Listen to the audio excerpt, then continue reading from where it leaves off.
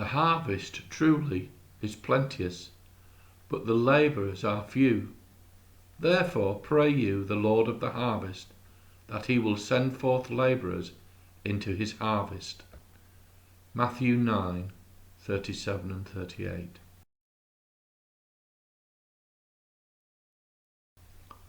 Autumn has come round once again, and there is that familiar nip in the air. I shuddered as I looked at some of our friends on Facebook swimming with their children in the Philippines. For a moment I forgot the difference in our weather and theirs. We are used to our changing climate, and my wife and I jokingly say that there are only 3 weather conditions in Southeast Asia: hot, hotter, and hottest. We all have to acclimatise to our surroundings and the place where God has sited us upon this earth. We live in a rural farming district, and I can see that the harvest is safely gathered in and preparations underway for the next season. People tend to view the harvest as simply gathering the produce.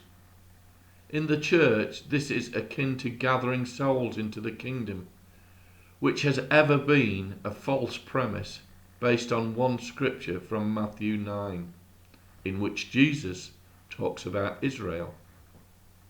Even so, let us remember that the harvest is a multifaceted process. In this age, we have machines which take care of several stages of the process, all in one. However, this was not always so. Not so many years ago, it was all done by hand. When I was a young boy, I remember on my uncle's farm that the reaper binder cut down the stalks and left in its wake sheaths of wheat or barley. The labourers then placed the sheaths into stooks, reminiscent of small ridge tents. Drying had begun, and any rain ran off the stook to the ground. Stooks were gathered in to make stacks. When the stacks were complete, the threshing machine was brought round with much excitement. This, what seemed to be then a huge contraption, was sited and driven by a special tractor with a belt and drive wheel. Much to my amusement, the man with the thresher was able to lift his flat cap by moving his eyebrows. Such simple pleasures in those days.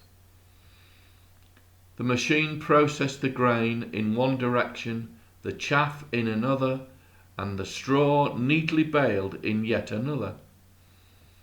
The grain was transported to the stackyard at the farm for further drying, the bales put in stacks for further use, and the chaff used for livestock or ploughed back into the soil. In spite of machinery, harvesting was very labour intensive. What's my point?